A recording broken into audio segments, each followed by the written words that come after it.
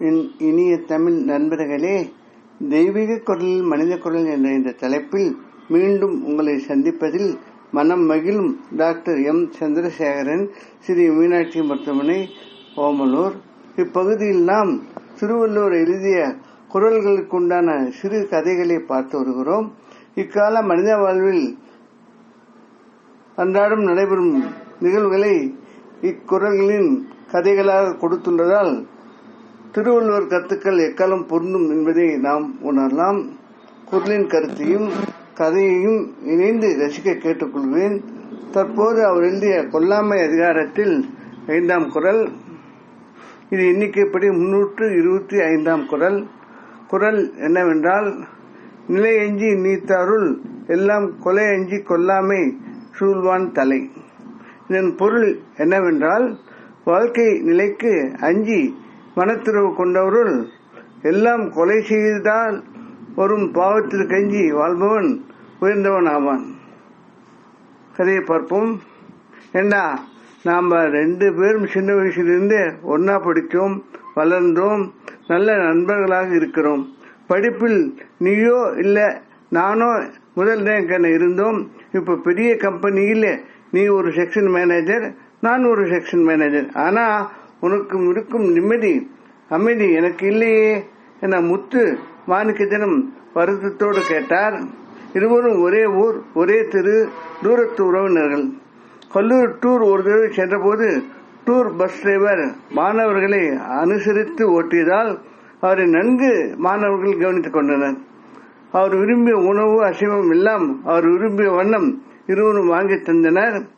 4 நாள் டூர் முடிந்து வந்தபோது டிரைவர் வாந்தி பேதி என அவதிப்பட்டுக் கொண்டே சமாளித்து பஸ் ஓட்ட இரவு 10 மணி அளவில் பெரிய விபத்து ஆகியது. அதில் டிரைவர் உட்பட 10 பேர் இறக்க 15 பேர் மருத்துவமனையில் தீவிர சிகிச்சை பகுதியில் சேர வேண்டி வந்தது. அதில் 3 பேர் உடல் உறுப்புகளை இழந்து வாழ்வில் மாற்றுத்திறனாளி ஆயினர். முத்துவும் மாணிக்கமும் சிறிய காயங்களுடன் தப்பித்தாலும் தாங்கள் செய்த செயலால் தான் டிரைவர் உடல் சூழல் கெட்டதோ, அதனால் பல நண்பர்கள் வாழ்வு பாரானதோ என வருந்தினர். உணவு கட்டுப்பாடு, அசைவ உணவு வெறுப்பு என வாழ ஆரம்பித்தனர். குடும்பத்திலும் இதனை செயல்படுத்த அதில் பிரச்சனைகள் வந்தன. முத்து மனைவி தனம், அவரது தாய் தந்தை, மகன் கதிர்வேல், மகள் சுமதி அவரும் அசைவ பிரியர்கள். முத்து சாப்பிடாவிட்டாலும் அவர்கள் விரும்பி உண்டனர், வெளியில் வாங்கியும் உண்டனர். பல தடவை முத்து அவர்களும் இன்றைய உணவு முறையில் அசைவத்தின் பயன் குறைவு, சுவைக்காகத்தான் முக்கியமாக உபயோகமாகிறது. உடல் ஆரோக்கியம் அசைவம் அதிகம் என்பதால் கெட வாய்ப்பும் உள்ளது, செலவும் அதிகம், தத்துவ சிந்தனைகளில் பாவ கணக்குத்தான் என சொல்லியும்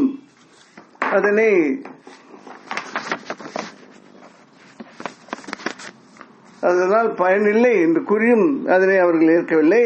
மற்றவர்களை கட்டாயப்படுத்துதல், பயமுறுத்தல் தவறு என்று அவர்கள் கூறினர்.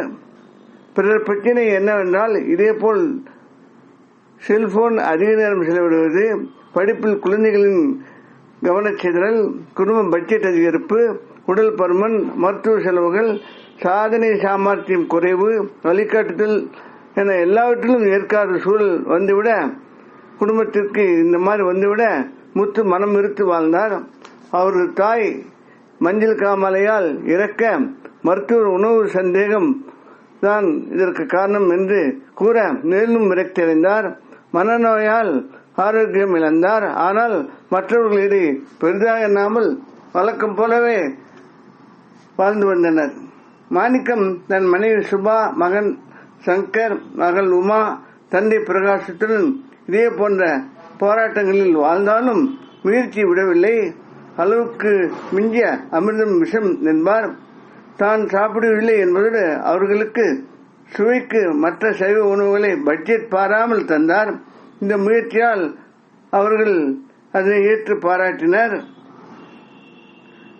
இந்த சூழலை பயன்படுத்தி செல்போன் படிப்பு, சாதனைகள், முயற்சிகள் எல்லாவற்றிலும் ஆலோசனை கூறி உயர்நீதி செய்து கொடுத்து போராட உதவி செய்ய முயன்று கொண்டே இருந்ததால் குடும்பம் சரியான பாதையில் பயணித்தது. முத்து தாயார் காமாலையில் இருந்தது. உயிர்களை பாவக்கணக்கு என சொன்னார். மருத்துவர் கூற்று மாணிக்கம் குடும்பத்தினரை சிந்திக்க வைத்தது. அசைவம் அவர்கள் வாழ்வில் இடைப்பட்டது. முத்துவின் மனநலம் ஆரோக்கியக்குறவு, மாணிக்கத்தின் விடாமுயற்சி, ஆரோக்கியம், அன்பான செயல்பாடுகள். மாணிக்கம் குடும்பத்தை வழி நடத்தியதால் முத்துவை விட நல்ல வாழ்வு வாழ்ந்தார். முத்து தன் முயற்சியை ஆரம்பம் முதல் தொடர்ந்திருக்க வேண்டும். அன்பால் திருத்திருக்க வேண்டும். தற்போது இது காலதாமதமாகிவிட்டது என மனம் வெறுத்து ஒதுங்கியதால் வந்த வினை என வருந்தினார். என்னதான் வருந்தினாலும் பயன் என்ன? நடந்து கொண்டுள்ளது என்று வருந்தினார். இத்துடன் கதை முடிகிறது. அன்பு நண்பர்களே, இந்த அசைவம் சைவம் என்ற உணவுகளில் நாம் மற்ற குரல்களில் பார்த்த கருத்துதான் இப்பொழுதும் சொல்ல வேண்டியுள்ளது. இதையும் அளவுடன் உண்ணலாம். திருவள்ளுவர் கால கருத்துக்கள் இன்றைக்கு கொஞ்சம் வேறுபட்டு இருக்கிறது நாம் இன்றைய வாழ்வில் பார்க்கிறோம். ஆனால் அளவுக்கு முந்தினால் அமிர்தம் விஷம். அதை அறிந்தோர், பெரியோர், தெரிந்தோர் மற்றவர்களுக்கு சொல்லித்தர வேண்டும், வழிநடத்தி தர வேண்டும்.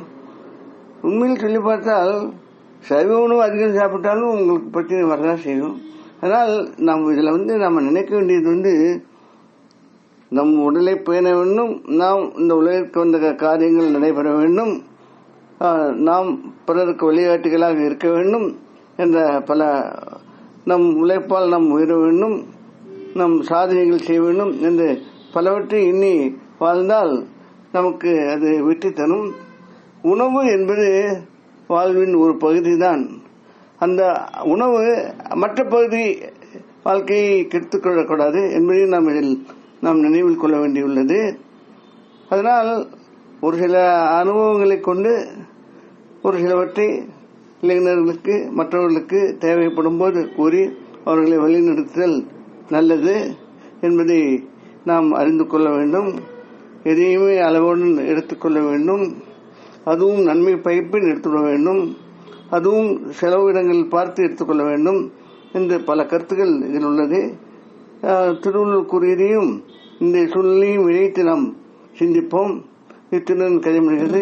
வேறொரு குரலுடன், அதன் கதையுடன், கருத்துடன், பொருளுடன் மீண்டும் உங்களை சந்திக்க விரும்பும் டாக்டர் எம் சந்திரசேகரன், ஸ்ரீ மீனாட்சி மருத்துவமனை, ஓமலூர். இப்பகுதியில் வரும் கதை, கருத்து, பொருள், படங்கள் யாவும் கற்பனையானவை. அவை யாரையும் எதையும் எப்பொழுதும் குறிப்பிடுவன அல்ல. அவை கதை சொல்ல வந்தவை. இக்கதையினை மற்றவருக்கு அனுப்பி இலக்கிய சேவை செய்திட கேட்டுக்கொள்கிறேன். இக்கதையில் வரும் படங்கள் வலைதளத்தில் எடுக்கப்பட்டது. அவற்றை படித்தவருக்கு எங்களது மனமார்ந்த நன்றி.